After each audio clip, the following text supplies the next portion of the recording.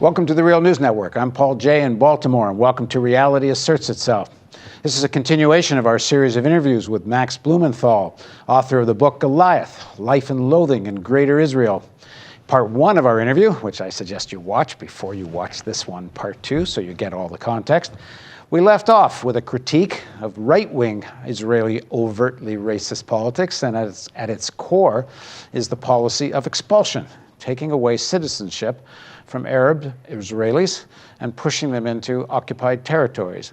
Well, this segment is about the Israeli center, and how different is it? It's positioned as being more moderate.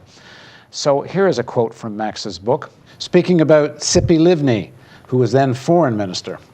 During the so-called Annapolis track of peace process negotiations that lasted from 2000 to late 2008, Livni attempted to transform the negotiations into a forum for salvaging the Jewish demographic majority through transfer. Livni demanded that the Palestinian Authority allowed Israel to transfer a series of impoverished Arab towns in northern Israel located near the Green Line and all their non-Jewish residents into its hands.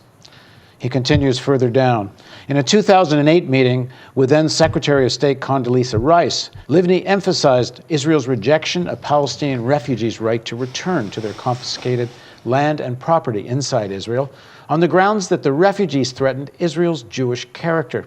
Rice, an African American raised in the Jim Crow American South by a pro-civil rights Baptist preacher, shuddered at the implications of Livni's statement.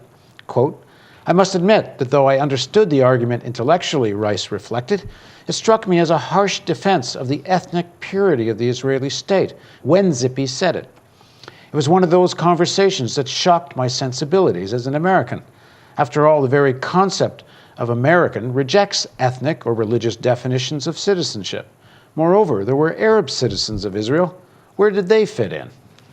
Now joining us in the studio to discuss his book and the center of Israeli politics is Max Blumenthal. Max is an award-winning journalist, best-selling author whose articles and video documentaries have appeared in many publications, including the New York Times. His most recent book, as I said, is Goliath, Life and Loathing in Greater Israel. Thanks for joining us again. Good to be with you. So talk a bit about, first of all, it's kind of alarming or amazing that someone could actually alarm Condoleezza Rice, given what she was up to in the Bush administration. But talk about the so-called Israeli center. And Rice eventually came around to supporting this position that Livni was offering. But yeah, you mentioned Tzipi Livni, and she's currently in Netanyahu's cabinet as the leader of the Hatnua party, which is supposedly a centrist party. And she's promoted to the American public as the peacemaker. You'll see her on stage with John Kerry on one side and Saeb Erekat, the Palestinian Authority negotiator, on the other side. And she's portrayed as she's there to cover Netanyahu, basically. But we have to see her as a product of the same political environment and mentality as Netanyahu.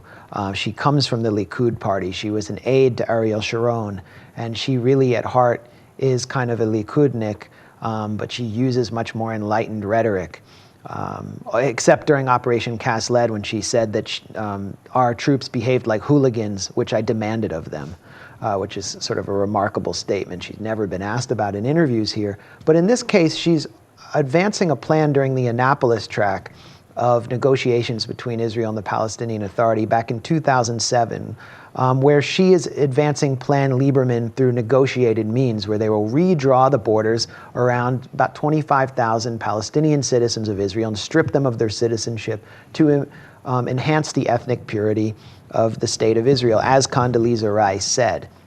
And so after that meeting was exposed, this happened behind closed doors, when the Palestine papers were leaked, when the minutes of these conversations were leaked by a disgruntled Palestinian negotiator, Ziad Klot, who I interviewed, leaked them, Avigdor Lieberman and Yisrael Pt2 were just overcome with joy. And in the Knesset they celebrated. They said, Tzipi Livni has embraced Plan Lieberman. And so they invited her to a Yisrael Pt2 faction meeting. And she was extremely embarrassed by this because it damaged her image. Of course, in Israel, it didn't damage her image because she can barely get elected a dog catcher. But in the West, it threatened to damage her image. Of course, it wasn't reported in our press here. But now you start to see where the supposed center and the far right really line up. And it's not just the center, it's everyone all the way to Meretz, to the extreme end of the Zionist left. They reject the idea of Israel as a state of all its citizens, and they're all engaged in this mock debate, which really is over the size of the cage Palestinians will live in, jumbo size or small, because they all agree that Israel has to engineer a Jewish demographic majority against the will of the indigenous Palestinian population. The question is how to do it. So you have bills that were introduced well before Netanyahu came into power, like the Citizenship and Entry Law, which was passed. It's the only law like it in any Western putative democracy. And this bans Palestinian residents of the West Bank from marrying Palestinian citizens of Israel. Meanwhile, I mean, if I move to a settlement in Hebron and I meet a woman from Tel Aviv that I want to marry, of course I can do that because I'm Jewish. So it's clear apartheid designed to manipulate the demographics. And the Supreme Court, when this bill was, and this was supported by centrist parties, it was supported by members of the Labor Party, including Ehud Barak, when it was appealed before the Supreme Court of Israel, the court usually approves these decisions based on security. That's how they kind of dismiss it, even if it's a racist bill. They'll say, well, we need to do this for security. But in this case, their opinion actually acknowledged the demographic needs of the state. And this was the court under the control of Dorit Benish, who is considered a liberal in Israeli society. Another bill that was introduced in the last Knesset by Benjamin Netanyahu was an amendment to Israel's citizenship law, which imposed loyalty oaths for new applicants to become citizens of Israel, which demanded that they swear loyalty to the Jewish and democratic state. This was first introduced by Meir Kahane, the rabidly racist rabbi who was eventually banned from the Knesset for racist incitement. And now it's been embraced not just by Netanyahu, but by Ehud Barak, who was then the leader of the Labor Party, who voted for it and supported it. And so Haaretz actually published an article, I think by Chaim Levinson, declaring that Barak has come around to Meir Kahane's position. This is really where the center-left and the center of Israeli politics are today. Talk a little bit more of some of these loyalty laws. And as a part of this process of stripping people of citizenship, which seems to go hand in hand with the idea of redrawing the map of Israel that are going to put many Arab towns, in theory, into the occupied territories. Well, there is the most remarkable of these laws was the Nakba law, which, the Nakba is a reference to the Palestinian catastrophe, the ethnic cleansing of 750,000 Palestinians from what became the State of Israel in 1948. It's a continuous process, and there are Palestinian citizens of Israel who go out during what is known as Israeli Independence Day, May 15th, 1948, which also happens to be the date of that marks their catastrophe, and they'll observe the tragedy of this moment for them. Okay, before you get into the Nakba law, go one step backwards and talk about the Minister of Education that actually wanted to reference that there was such a thing, an expulsion and a Nakba that took place. And let me read a quote from the book. So once again, Nakba means catastrophe in Arabic, and this is, as Max said, the day of the founding of Israel and also the expulsion of thousands of Palestinians. And here's a quote from the book about what happened when someone tried to reference these events in Israeli textbooks. In 2007, the battle over the teaching of the Nakba came to a head when Israel's education minister, a relatively liberal member of the Labor Party named Yuli Tamir, attempted to introduce a mild reform to the Arab curriculum. Quote, "The Arab public deserves to be allowed to express its feelings," she explained. A grade school textbook authorized by Tamir, Living Together in Israel, Textbook for Homeland, Society, and Citizenship, featured one line acknowledging the Nakba as an important and painful chapter in the history of Palestinian citizens of Israel. It read, "Some of the Arab residents were forced to leave their homes, and some were expelled, and they became refugees in the neighboring Arab countries. Some of them became refugees and were forced to move to other Arab communities in the State of Israel because their villages were destroyed during and after the war." That single line, written for the consumption of Arab third graders, set off a national firestorm of outrage and indignation at the highest levels of Israeli society. What happened? What happened was that Limor Livnat, who is a leading member of the Likud party, warned that teaching the Nakba promoted disloyalty to the state and was a recipe for the destruction of the state, really highlighting the insecurity of Israel and the state of Israel and many of its leaders over 60 years after carrying out the Nakba, how insecure they were about merely teaching it, that she demanded that the book be removed from shelves and that its publication be suppressed. And she was joined by many other right-wing The Prime figures. Minister, Benjamin Netanyahu, weighs in on this as leader of the opposition. Yeah, Netanyahu warned that this was a calamity for the Jewish people, that this one line was in this textbook. We have to remember that most Palestinian citizens of Israel go to separate Arab schools where they're instructed in Hebrew and Arabic, and they're banned from teaching the Nakba. The teachers cannot teach the Nakba. The teachers are vetted by the Shin Bet to prevent them from teaching the concepts that Israeli intelligence. There's just the Israel's General Security Service, kind of their version of the FBI, but possibly even more aggressive. And so these schools are really closely monitored for the kind of material they teach. And so this one line set off a firestorm with Netanyahu condemning it.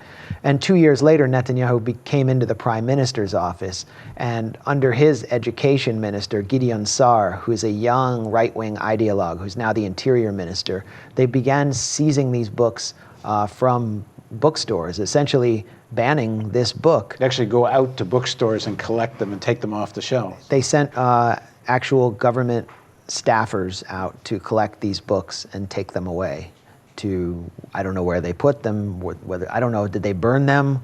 What happened to these books? But in a symbolic sense, this was a state-organized book burning because of one line which referred to this episode. And I think it's important to mention that polls of Israelis show that large numbers of Israelis acknowledge that the Nakba happened, that there was massive ethnic cleansing. Benny Morris, who's not a very left-wing figure, who actually said during the Second Intifada that the Palestinians are like animals and they have to be put in a cage, has demonstrated through his historical accounts that there was a deliberate project. I mean, he thinks that it was sort of piece by piece and it wasn't very organized, but there was a project to expel hundreds of thousands of Palestinians, and that those who attempted to return were not fedayeen or fighters, they were just trying to reunite with their family and their land. So this has been pretty well established in Israeli society, and I think it's really revealing to see that as late as 2009 or today, with these kind of efforts continuing, that they're still attempting to prevent this information and this history from reaching the Israeli public, including the Palestinian citizens of Israel. Yeah, you'd think particularly the Palestinian citizens of Israel. It isn't much later that the Nakba law is passed, and what is that? And the Nakba law is passed in the Knesset, which is built on top of the Palestinian neighborhood of Sheikh Badr. So I describe that scene in my book, and I describe how the Knesset has become this epicenter of insecurity about its own history. And I describe the attempts to wipe away that history through these laws. And through the Nakba law, I actually interviewed the author of the Nakba law, who was... Say what the Nakba law is. The Nakba law was a law that in its original form would have criminalized observation of the Palestinian catastrophe on the day of Israeli Independence Day. In other words, anyone who came out and demonstrated, waving Palestinian flags, etc., could be jailed for up to a year. The bill was watered down and passed, and in its current form, it allows the government to fine or strip NGOs of finances which participate in these mourning ceremonies. So it's clearly an attack on the speech of Palestinian citizens of Israel and on Jewish Israeli citizens who choose to join them. I interviewed the author of the law, Alex Miller. He's no longer in the Knesset. He was the youngest member to serve in the Knesset, and he was the head of Yisrael Beiteinu's youth faction. He's 28 years old. He's an immigrant from Moscow. His Hebrew was not as good as the Hebrew of Palestinian members of Knesset like Hanin Zouabi and Ahmed Tibi, whose families have been in Israel and historic Palestine since before the state was founded. He knows very little about Palestinians or their history. He seemed to know very little about democracy because he justified this bill on the basis of a non-existent American law that forbade flag burning. And I told him this has actually been shot down in the United States, and many Americans have expressed disloyalty, like Frederick Douglass on July 4th, and he was unable to kind of respond to this. So this was one of many uncomfortable encounters that you read in my book. But I think that's another thing. It's very revealing that the author of this law was a 28-year-old immigrant from Moscow seeking to strip indigenous people of their rights. In the next segment of our interview with Max, we're going to talk about the primary face of Israel to the West, Benjamin Netanyahu. But he also has in his past, certainly not now publicly, but in his past, also promoted the idea of expulsion. So please join us on the next segment of our interview with Max Blumenthal on Reality Asserts Itself on the Real News Network.